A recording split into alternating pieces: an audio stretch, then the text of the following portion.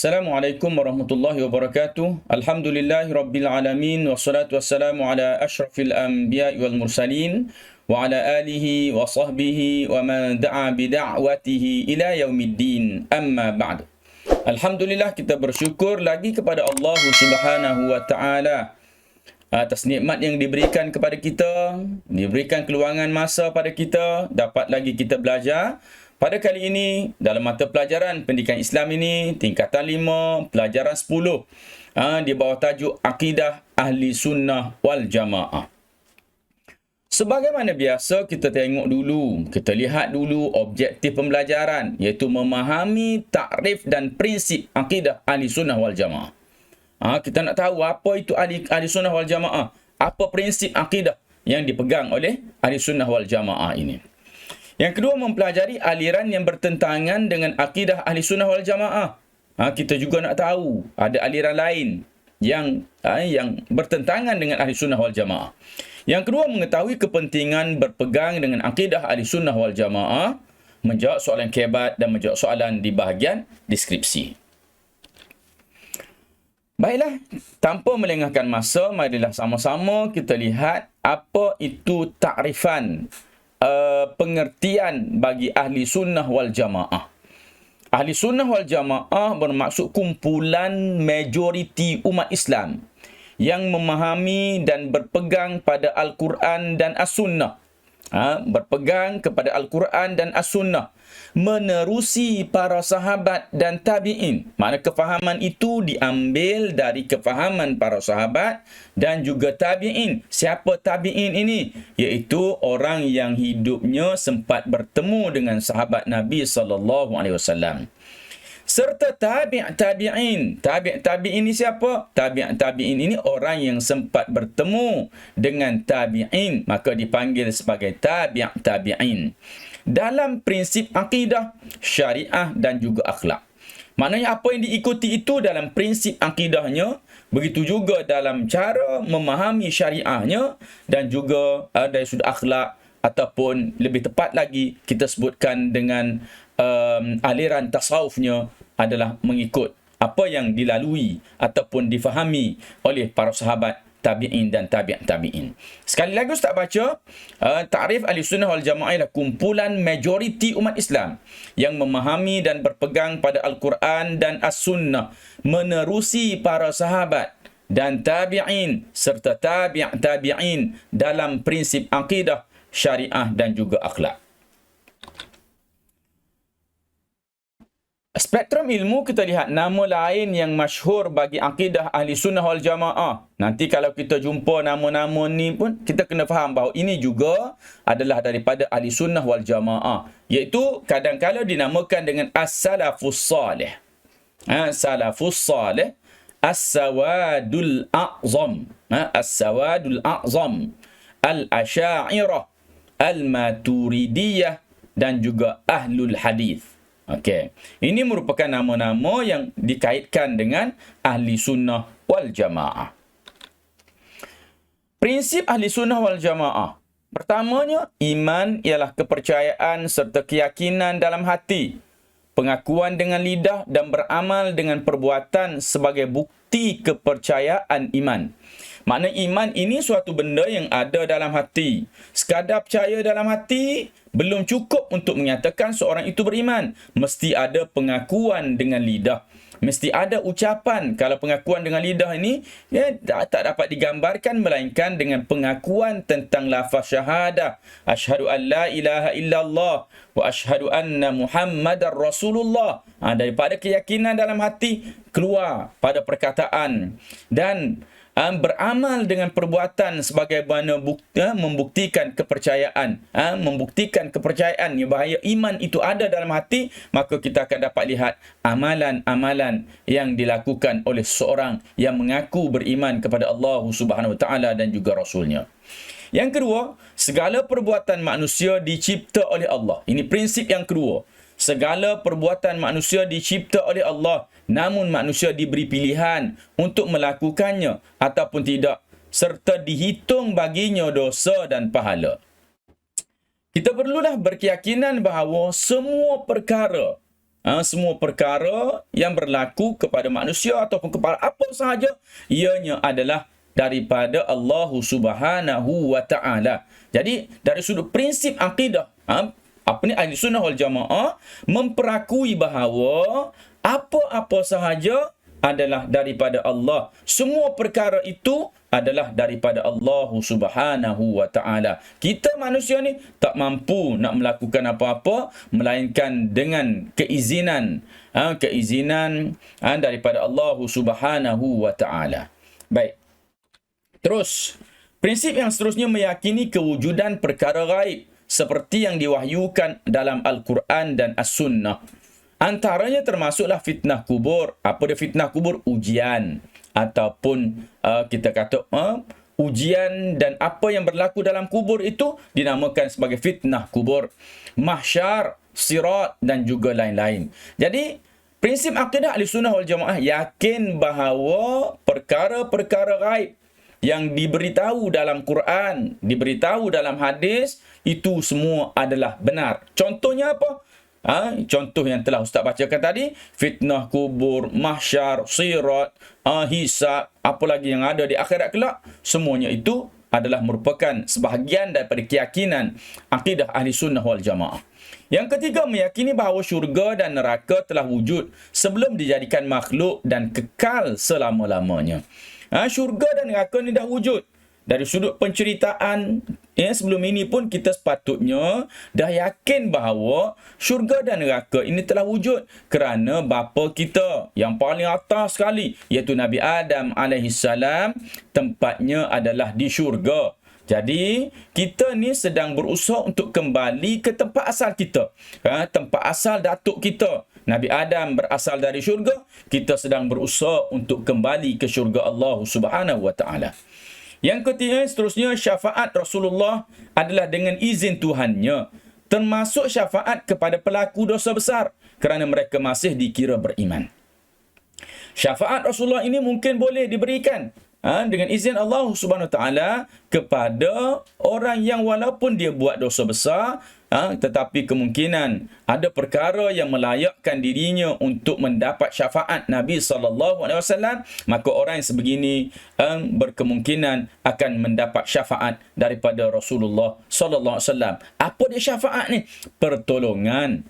Pertolongan Nabi, ataupun kita boleh katalah macam makna recommendation lah, recommend daripada Rasulullah, ya Allah, orang ni begini-begini, maka selamatkanlah dia daripada api neraka, patut nak masuk neraka dengan pertolongan Rasulullah. Kalau kira dengan timbangan-timbangan yang amalan, orang ni dah akan ke neraka, tetapi dengan syafaat, dengan pertolongan Nabi, ataupun kita kata dengan rayuan Rasulullah kepada Allah Subhanahu Wa Taala, maka orang-orang yang tertentu ini akan diselamatkan daripada api neraka, ataupun ada yang telah pun masuk neraka, mungkin kita kata tempoh yang begitu lama, akan tetapi diselamatkan oleh Rasulullah daripada masuk lama jadi masuk sekejap. Ini sebahagian daripada makna kepada syafaat Rasulullah sallallahu alaihi wasallam. Yang seterusnya, perutusan para nabi dan rasul adalah harus bagi Allah dan rahmat Allah kepada manusia. Makna Allah SWT harus baginya mengutuskan para rasul, bukan wajib utuskan rasul. Allah ni harus baginya mengutus para rasul. Tidak ada sesuatu pun yang wajib bagi Allah untuk Allah buat. Semuanya adalah harus baginya. Kalau kita katakan Allah wajib melakukan sesuatu, maka Allah juga ada keterpaksaannya. Yang jenis ada terpaksa ni bukan Allah. Itu orang yang jenis benda yang lemah. Kalau benda yang lemah, maka tak layak jadi Allah Subhanahu Wa Taala. Maka bila sebut Allah Subhanahu Wa Taala, maka dia berkuasa penuh. Bila berkuasa penuh, tak ada apa pun yang boleh memaksanya, atau dalam keadaan terpaksa pun tak ada, kerana dialah Allah Subhanahu Wa Taala yang maha berkuasa. Kita lihat pula aliran yang bertentangan dengan akidah Ahli Sunnah wal Jamaah. Kita di sini ada banyak sebenarnya aliran-alirannya, tapi kita dalam buku teks tingkatan 5 ini kita cuma akan belajar 3 golongan, 3 aliran, iaitu Syiah, Khawarij dan juga Mu'tazilah. Syiah, Khawarij dan Mu'tazilah. Kita lihat apa dia Syiah. Syiah ialah, dari sudut sejarahnya ialah kumpulan yang menuntut supaya Saidina Ali dilantik sebagai khalifah selepas Rasulullah sallallahu alaihi wasallam, dan berkeyakinan bahawa hanya Ahlul Bait sahaja yang lebih layak memegang jawatan khalifah. Apa dia Ahlul Bait? Ahlul Bait ni keluarga Rasulullah. Dipanggil sebagai Ahlul Bait. Jadi, kumpulan Syiah berkeyakinan hanya Ahlul Bait, hanya keluarga Rasulullah sallallahu alaihi wasallam sahaja yang layak memegang jawatan khalifah.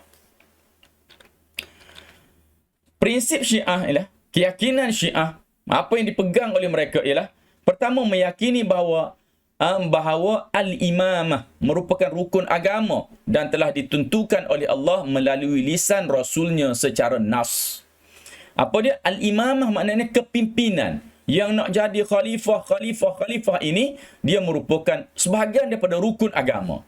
Dan siapa nak jadi khalifah telah ditentukan oleh Rasulnya. Dia telah ditentukan oleh Rasulullah sallallahu alaihi wasallam secara jelas. Ini akidah mereka. Yang kedua, meyakini bahawa imam-imam adalah maksum. Apa dia imam? Bukan imam solat ni. Imam-imam ni maknanya pemimpin-pemimpin utama mereka. Khalifah mereka adalah maksum. Makna maksum ialah terselamat daripada melakukan sebarang dosa, sama ada dosa besar atau dosa kecil. Dengan makna yang lain, imam-imam mereka ni macam Nabi lah. Nabi bersifat maksum, tak melakukan dosa besar dan dosa kecil. Imam mereka pun sama juga, tak melakukan dosa juga. Jadi ini akidah, antara prinsip akidah Syiah. Yang ketiga, menyanjung Saidina Ali secara keterlaluan sehingga disamakan dengan Rasulullah sallallahu alaihi wasallam. Terlalu menyanjung tinggi Saidina Ali ni. Yang ketiga, yang seterusnya, yang keempat, mengamalkan at-taqiyah. Apa dia taqiyah? Menyembunyikan sesuatu yang boleh membahayakan diri dan harta dengan menampakkan sesuatu yang berbeza dengan keyakinan sebenar. Makna taqiyah ni, dia sorok apa keyakinan sebenar dia. Okey. Kalau orang tahu dia ni Syiah, maka kemungkinan di negara, di tempat-tempat tertentu, dia mungkin akan diambil tindakan. Maka dia akan menyembunyikan bahawa dia adalah orang Syiah. Ini dia panggil taqiyah. Sembunyikan keyakinan dia yang sebenar, tonjolkan yang tidak membahayakan dirinya. Yang kelima, menambah nama Sayyidina Ali dalam syahadah selepas nama Rasulullah.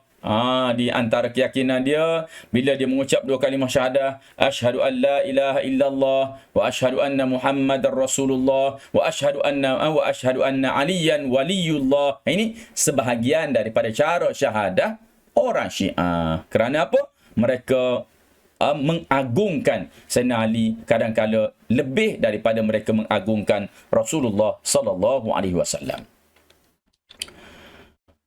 Kemudian kita lihat pula kepada golongan yang kedua. Golongan yang kedua iaitu golongan Khawarij. Lahirnya golongan Syiah dan Khawarij ini adalah lebih kurang masa kerana kefahaman yang berbeza. Dari sudut sejarahnya, kita lihat kumpulan pengikut Sayyidina Ali. Tadi kan kita kata bahawa Syiah pun pengikut Sayyidina Ali. Tak. Yang berpaling tadah kerana tidak berpuas hati dengan keputusan Majlis Tahkim. Okey, kumpulan asalnya adalah pengikut Sayyidina Ali. Tapi dia ni belot, berpaling tadah kerana tidak berpuas hati dengan keputusan Majlis Tahkim. Apa dia Majlis Tahkim? Iaitu suatu majlis, suatu penghakiman, ada wakil yang berusaha untuk menyatukan atau untuk berbincang konflik yang berlaku di antara Sayyidina Ali dengan Sayyidina Muawiyah. Kedua-dua tokoh hebat ini yang mana ketika itu masing-masing ada kawasan yang dikuasai oleh mereka, maka demi untuk menyelesaikan salah faham di antara keduanya ini, maka dilantik orang untuk berunding. Rundingan itu dikatakan secara ringkaslah Ustaz cerita, dikatakan agak menyebelahi, maknanya keuntungan itu lebih kepada Sayyidina Muawiyah, dapat keuntungan yang lebih daripada keputusan perbincangan dalam majlis tahkim tersebut. Maka kumpulan Khawarij ini tidak berpuas hati dan memberontak, berpaling tadah daripada menyokong pemimpin yang mereka agungkan ataupun yang mereka percaya pada ketika itu, iaitu Sayyidina Ali. Kita lihat prinsip Khawarij. Bila sebut Khawarij ini, kadang kita kena faham bahawa kefahaman mereka agak ekstrim. Jadi, mereka kata apa? Antara prinsip akidah mereka, jawatan khalifah atau imam hendaklah diserahkan pemilihannya kepada rakyat untuk memilih sesiapa sahaja daripada kaum muslimin yang layak. Maknanya dia tak terima cara lain. Dia tak terima cara pelantikan secara individu. Tetapi mereka nak hanya ia mesti dipilih oleh rakyat. Barulah diterima. Yang kedua menyatakan bahawa Sayyidina Ali telah melakukan dosa besar serta kufur kerana bersetuju dengan majlis tahkim. Makna daripada menyokong kepada menentang, bukan setakat menentang, bahkan menganggap Sayyidina Ali dah buat satu dosa besar dan bila mana buat dosa besar jadi kufur. Kerana apa? Kerana bersetuju dengan perbincangan pembahagian kuasa di antara Sayyidina Ali dan juga Sayyidina Muawiyah pada ketika itu. Yang ketiga, wajib keluar menentang khalifah yang tidak adil. Dia ni kalau nampak je tak adil sikit, terus perang.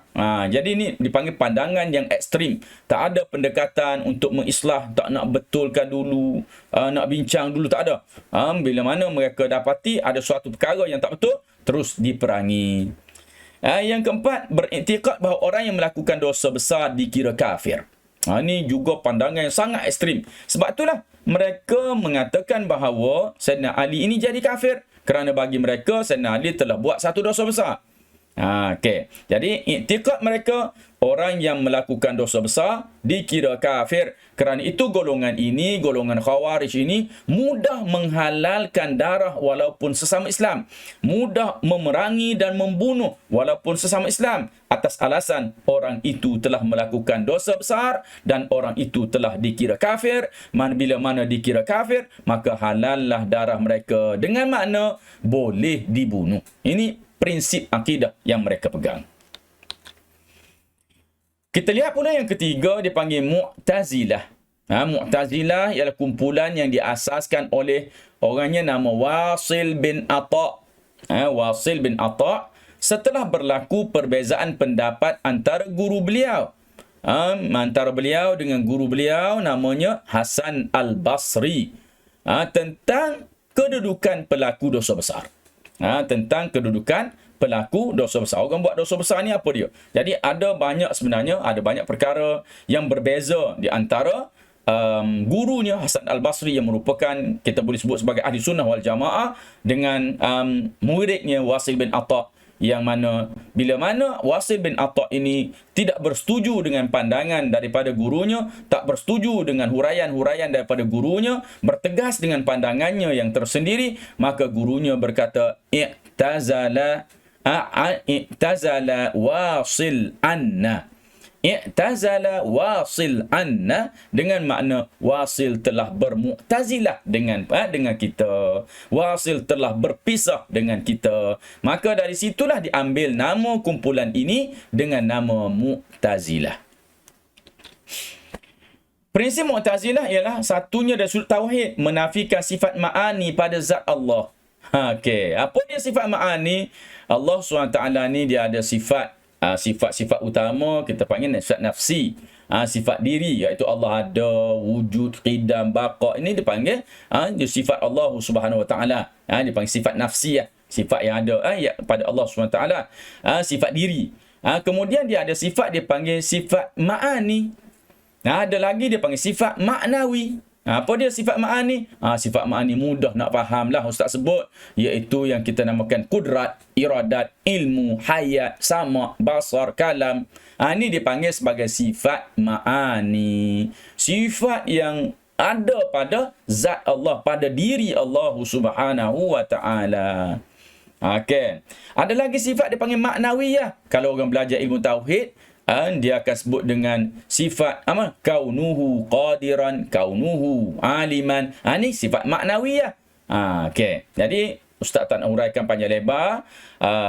Dalam bab tauhid ini, prinsip Mu'tazilahnya ialah menafikan sifat ma'ani pada zat Allah Subhanahu Wa Taala. Perbincangannya panjang, bukan di sini tempatnya. Baik. Yang kedua, al-adlu, meyakini manusia bertanggungjawab sepenuhnya atas perbuatan mereka, sama ada baik atau buruk, tanpa ditentukan oleh Allah.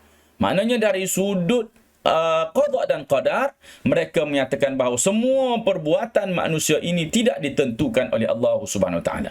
Itu keyakinan Mu'tazilah. Makna manusia yang bertanggungjawab. Manusia tu sendiri bergerak pun manusia, buat tu ini manusia semua sekali. Jadi tidak ada kaitan dengan Allah Subhanahu Wa Taala. Yang ketiga, al-wa'du wal-wa'id, iaitu janji baik dan janji buruk. Apa dia? Meyakini bahawa Allah wajib memberikan balasan baik kepada orang yang taat dan ancaman kepada orang yang melakukan maksiat.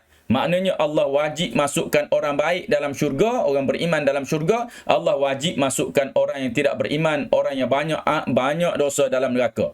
Jadi, bila mana kita katakan Allah wajib buat, maka ini tidak sesuai untuk Allah Subhanahu Wa Taala.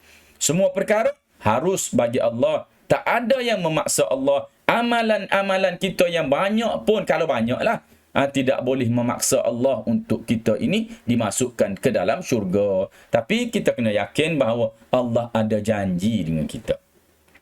Allah berjanji dengan kita. Orang yang banyak amal ibadatnya, banyak amalnya, banyak pahalanya, maka orang tu Allah berjanji nak letak dalam syurga. Siapa yang banyak maksiatnya, banyak dosanya, Allah berjanji akan masukkan orang tu dalam neraka.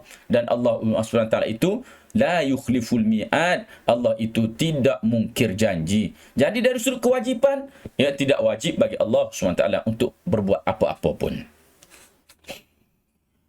Seterusnya, prinsip Mu'tazilah al-manzilah baina manzilataini. Ni al-manzilah baina manzilataini. Ingat elok-elok. Antara prinsipnya al-manzilah bainal manzilataini. Apa dia? Meyakini bahawa pelaku dosa besar berada pada satu kedudukan antara mukmin dan kafir. Orang yang buat dosa besar ni, dia tidak beriman, dia tidak kafir.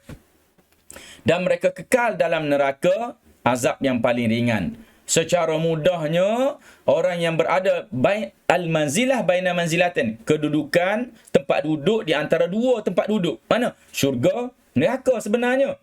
Jadi orang yang buat dosa besar ni, dia duduk tengah-tengah.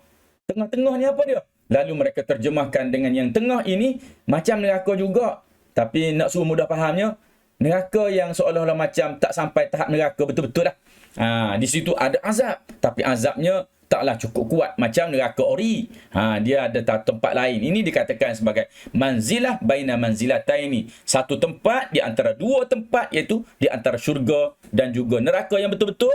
Ini syurga, neraka betul, neraka yang original bagi mereka, mungkin begitulah yang boleh Ustaz uraikan untuk kamu faham. Dan di tengah tu ada macam neraka juga, ada seksaan juga, tapi tidaklah teruk sangat seksaan neraka di situ. Okey, ni apa yang boleh kita faham dengan al-manzilah baina manzilataini. Yang seterusnya, al-amru bil ma'ruf wan nahyu 'anil munkar, iaitu meyakini bahawa menyeru kebaikan dan mencegah kemungkaran adalah wajib ditegakkan dalam keadaan apa sekalipun. Kita bersetuju wajib mencegah kemungkaran, wajib menyuruh kepada kebaikan, tetapi ada kalanya kita diuzurkan. Ni tak, al-amru bil ma'ruf ni wajib sentiasa. Tak kira dah apa keadaan pun, ada ancaman, tak ada ancaman. Maka pada akidah mereka, wajib untuk al-amru bil ma'ruf wan nahyu 'anil munkar, menjadikan pemikiran mereka ekstrim. Sedangkan dalam Islam, dalam kita akidah ahli sunnah wal jamaah ini, kita memang disuruh untuk mencegah kemungkaran, kita disuruh menyuruh kebaikan. Tetapi apabila kita tidak mampu, kewajipan itu semakin ringan pada kita, sebagaimana yang disebutkan oleh Nabi kita Muhammad sallallahu alaihi wasallam, siapa yang melihat kemungkaran, man ra'a minkum munkaran falyughayyirhu bi yadihi, siapa yang melihat kemungkaran, maka hendaklah dia mencegah dengan tangannya, dengan kuasa. Fa illam yastati' fa bilisani, kalau tak mampu dengan kuasa, tak ada kuasa, maka nasihatkan saja. Fa illam yastati' fa biqalbi, kalau tak mampu juga dengan tak mampu nasihat juga, maka dengan hati. Dengan hati macam mana? Cuba membenci kemungkaran dengan hati. Dengan mana kita tak duduk di tempat tu, kita cuba mengelak, nak bertindak lebih tak mampu. Jadi ini cara yang disebutkan dengan mencegah kemungkaran dengan hati. Okey, baik. Jadi nampak di situ ada keuzuran tertentu, peringkat-peringkat tertentu. Tetapi bagi mereka, mereka menganggap bahawa semua mesti bertindak, mesti bertindak untuk mencegah kemungkaran ataupun menyuruh kepada kebaikan. Dinamakan dengan al-amru bil ma'ruf wan nahyu 'anil munkar. Okey, pandangan tentang beberapa isu. Kita lihat pandangan Ahli Sunnah wal Jamaah dan juga golongan yang bertentangan ini tentang beberapa isu. Adakah Al-Quran merupakan makhluk? Al-Quran ni makhluk ke apa? Maka Ahli Sunnah wal Jamaah menyatakan bahawa Al-Quran merupakan kalamullah yang bersifat qadim. Kalam Allah. Bila kata-kata Allah, maka sifatnya qadim, sedia kala. Sedia ada, bukan baru. Bukan rekaan. Bukan yang dibuat. Bagi Mu'tazilah mengatakan bahawa Al-Quran adalah makhluk yang bersifat hadis, bersifat baru. Maknanya dikatakan baru ni apa makna? Bila mana benda itu dicipta, maka dia dianggap sebagai benda yang baru. Okey. Seterusnya, pandangan tentang bolehkah melihat Allah. Ahli Sunnah wal Jamaah meyakini bahawa semua orang beriman dapat melihat Allah pada hari akhirat kelak. Mu'tazilah kata apa? Mu'tazilah mengatakan bahawa adalah mustahil makhluk boleh melihat Allah kerana Allah tidak menyerupai makhluk. Okey. Jadi dia menggunakan akal dia dalam mentafsirkan perkara ini, dalam menghuraikan perkara ini, kerana menyatakan bahawa kita ni sebagai manusia, kita sebagai makhluk tak mungkin dapat melihat Allah. Ini pandangan daripada Mu'tazilah. Yang ketiga, pelaku dosa besar. Ahli Sunnah wal Jamaah mengatakan bahawa orang yang buat dosa besar tidak tetap dikira sebagai mukmin. Tetap orang tu dikira beriman, bukan kafir, dan dihukum fasik jika tidak bertaubat. Maknanya dia masih dalam kategori orang beriman, tapi dikira sebagai fasik dia kerana dia buat dosa besar dan dia tidak bertaubat. Khawarij pula kata apa? Dianggap kafir. Orang Khawarij kata kafir, orang buat dosa besar ni kafir. Sebab tu mereka katakan boleh bunuh. Sebab apa? Kafir. Okey. Mu'tazilah kata berada pada satu kedudukan antara mukmin dan kafir dan kekal dalam neraka dengan azab paling ringan. Term yang sama, guna fasik juga. Tetapi mereka berkeyakinan bahawa orang ni tidak akan masuk syurga. Kenapa? Kerana dia dah buat satu perkara yang membatalkan imannya.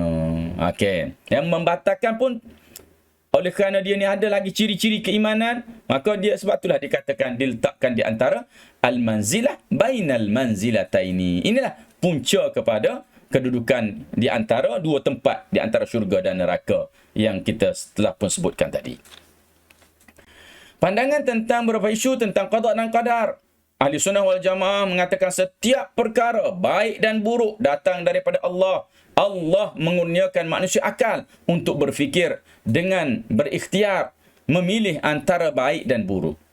Tapi semua tu dari Allah Subhanahu wa taala. Mu'tazilah kata setiap perkara baik dan buruk datang daripada manusia semata-mata. Semuanya dilakukan oleh manusia. Ini tidak ada kaitan dengan Allah. Okey. Jadi seolah-olah golongan Mu'tazilah ini tidak beriman dengan qada dan qadar. Seterusnya, kedudukan iman. Ahli Sunnah wal Jamaah mengatakan bahawa iman boleh bertambah dan berkurang bergantung pada amal soleh dan maksiat yang dilakukan. Kita ni kalau banyak beramal soleh, iman kita meningkat. Kalau kita banyak buat maksiat, iman kita menurun. Tengok, pada musim Ramadan kita banyak amal soleh, banyak puasa, banyak ibadat, maka orang akan rasa tenang, imannya meningkat. Bila mana dia banyak buat maksiat, dia akan rasa serabut, dia akan rasa tak senang duduk. Sebab apa? Iman dia menjadi sedikit, menjadi lemah. Bagi pandangan Mu'tazilah dan Khawarij, iman tidak bertambah dan berkurang. Iman ada apabila melakukan kebaikan dan hilang apabila melakukan maksiat. Itu pandangan yang hampir sekata di antara Mu'tazilah dan Khawarij, walaupun ada sedikit perbezaan. Ada sudah hakikatnya. Baik, kepentingan berpegang dengan akidah Ahli Sunnah wal Jamaah iaitu menjadi asas penerimaan suatu amalan. Ya, kita ni kalau iman dah diterima, maka barulah ibadat diterima. Kalau iman tak terima, maka ibadat tidak akan diterima. Yang kedua, memelihara kesucian agama Islam. Jaga apa yang dibuat oleh Ahli Sunnah wal Jamaah, semuanya adalah untuk menjaga kesucian agama Islam. Yang ketiga, membersihkan akidah dari sebarang bentuk kekeliruan. Jadi, akidah-akidah yang bertentangan ni banyak benda yang keliru. banyak benda yang keliru daripada Al-Quran dan As-Sunnah, serta huraian yang diberikan oleh para sahabat ridwanullahu alaihim, serta tabi'in dan juga tabi'in.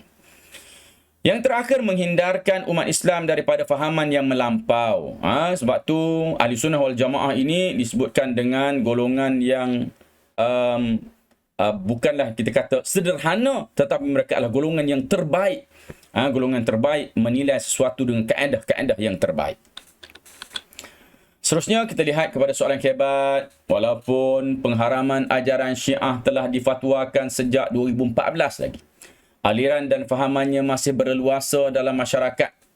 Ramalkan kesan kepada masyarakat akan datang jika umat Islam tidak peka dengan penyataan di atas. Jika umat Islam tidak peka dengan pengharaman dan kesesatan dalam ajaran Syiah, ini apa yang akan jadi? Jadi antara jawapan yang Ustaz sediakan ialah populasi Syiah akan semakin berluasa. Kerana masyarakat yang jahil akan mudah terpengaruh. Kesannya kedudukan Ahli Sunnah wal Jamaah akan tergugat. Kesimpulannya, kita hendaklah sentiasa membersihkan akidah daripada sebarang bentuk kekeliruan agar terselamat daripada api neraka. Jadi ini satu bentuk jawapan yang Ustaz sediakan supaya ia dapat memberikan suatu gambaran kepada para murid sekalian untuk menjawab soalan kebat. Kita dah sampai kepada penutup, kepada penghujung. Sila klik di bahagian deskripsi di bawah video untuk menjawab soalan kebat. Jangan lupa subscribe, share jika belum lagi. Mudah-mudahan video ini memberi manfaat kepada para murid sekalian, kepada pelajar sekalian dan kepada yang ingin belajar khususnya berkaitan dengan buku teks tingkatan 5 ini. Mudah-mudahan apa yang kita lakukan ini akan diberkati dan diterima sebagai suatu amalan yang baik di sisi Allah Subhanahu wa taala. Jadi aku qali hadza wa astaghfirullahal azim li wa lakum. Wassalamualaikum warahmatullahi wabarakatuh.